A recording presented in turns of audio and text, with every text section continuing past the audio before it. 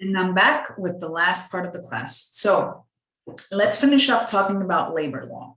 What is labor law? Well, within the European Union, the labor law defines the rights and obligations as both workers and employers. The EU labor law, for example, covers two main areas: working conditions and informing and consulting workers about specific aspects of their employment. So the EU policies that have been placed in recent decades have actually looked to achieve high employment and strong social protection for oil employees, improve living and working conditions, and protect social cohesion.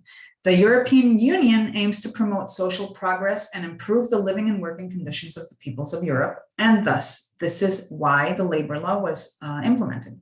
So the EU complements policy initiatives taken by individual countries by setting minimum standards. Now, each of these countries will and must comply with all of these minimum standards, but each individual country can, of course, decide to actually work on that and actually create even more regulations. So actually create something that is even over the minimum standards.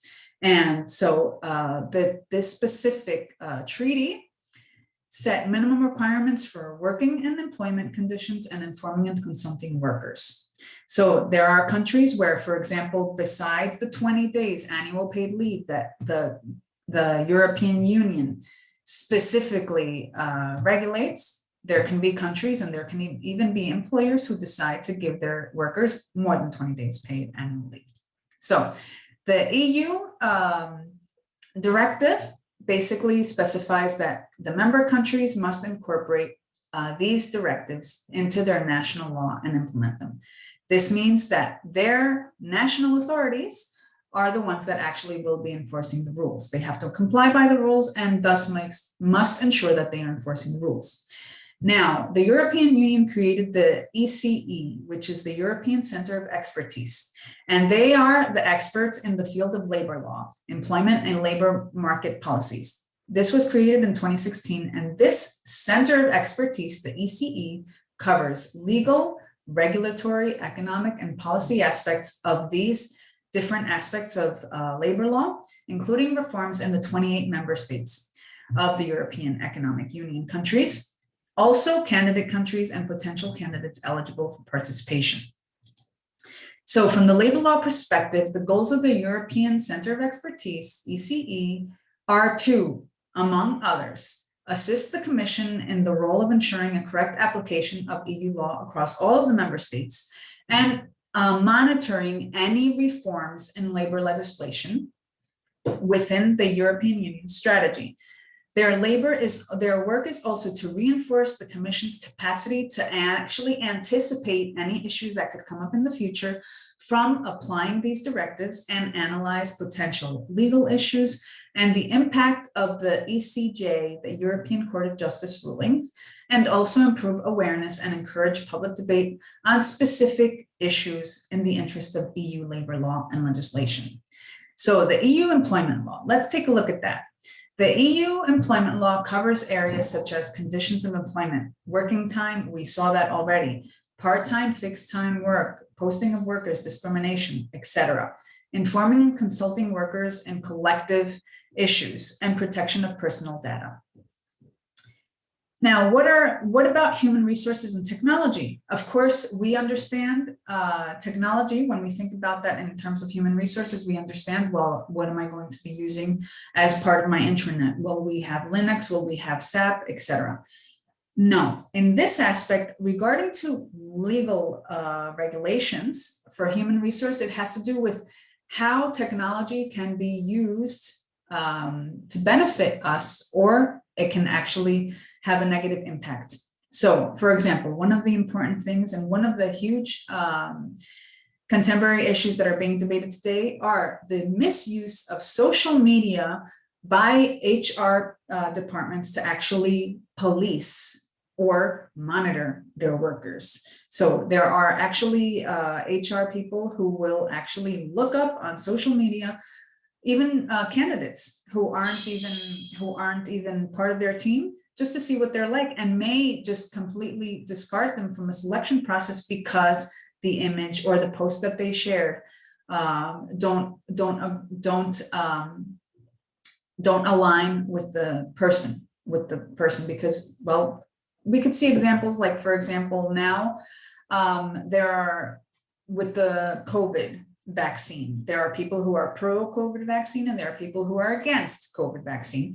Well, we can see if there are people who are posting up things about getting or not getting the COVID vaccine could be looked upon as something discriminatory if I am using that as an HR recruiter and it doesn't align with my views, for example. Then there are other things that HR managers cannot do. We cannot fall prey to certain behaviors. For example, there are questions that we cannot ask. And there are some HR managers who actually try to work through these questions that cannot be asked by checking on social media. For example, I don't want the women who work for me to have young children. And of course, you can't ask in a job interview, do you have young children? Because of course that would be discriminatory. But I may say, well, you know what? I'm going to check this woman's Instagram and see if she posts up anything about children. And then I can see how old they are, for example. And of course, the problem is that we can't do anything as people. There is nothing that can be done in order to stop us as HR managers to actually go onto social media. It's so easy to use, it's so accessible, and it's so easy to track somebody that it's very tempting to do so. But this is a highly unethical behavior to be adopted by an HR manager, where we can see, for example, that of a survey that was done to see how many employers actually perform online searches on the web and on specific social media platforms, 53% of employers now do it. That's more than half. But it's very important that you do not fall prey to that.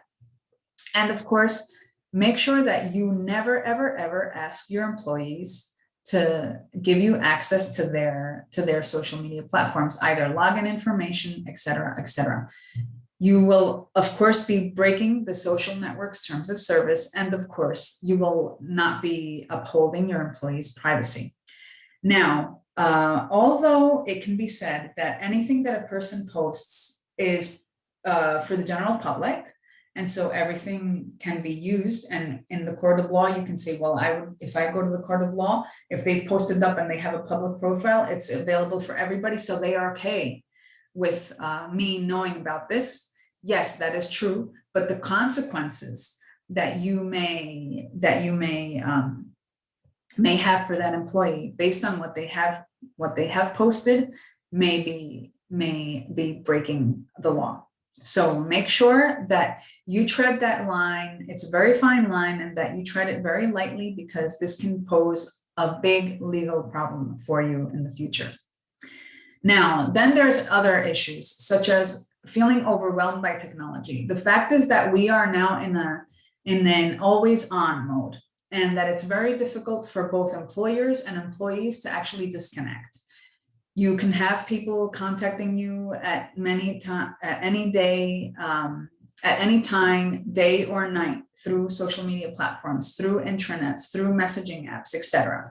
So it's very tempting for us as HR managers to actually contact somebody on their day off, or to contact somebody when they've actually already finished for the day, and say, hey, sorry to bother you. I know you finished for today, but listen, can you just remind me what this is?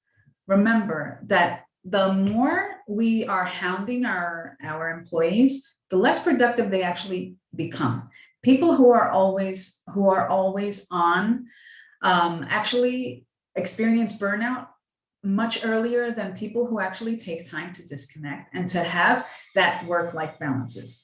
So if you are the kind of business that encourages this kind of dedication, first of all, make sure that you are aware of the fact that you are going to have people who are going to burn out and who are going to have stress issues. And second of all, make sure that you also tell your employees that this is the kind of business that you run, and that even though on the contract it says that they're going to be working from 8 a.m. to 5 p.m., you are going to want to have them available to you at 10 p.m. if need be. Then there's also data security, HR data security. There are hacks, there are breaches, and it's important that we as human resource managers are able to keep our employees' data secure. And with that, especially, all information is very important, but especially we must pay special attention to medical information, banking information, payment information, etc.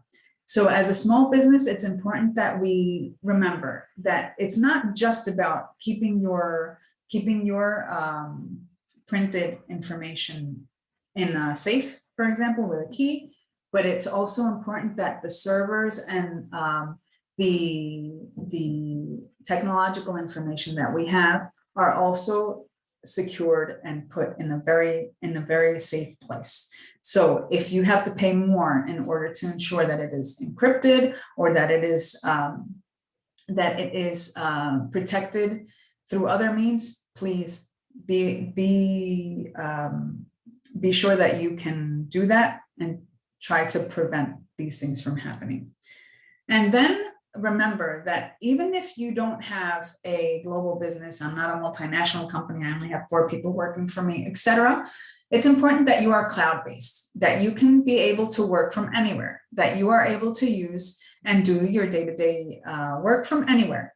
Now that so many people have adopted working remotely, and many companies actually are considering not even going back to the office, it's important that you can use cloud-based HR apps that are available. So there are apps that help you with time management, employee tracking, recruiting, et cetera, et cetera.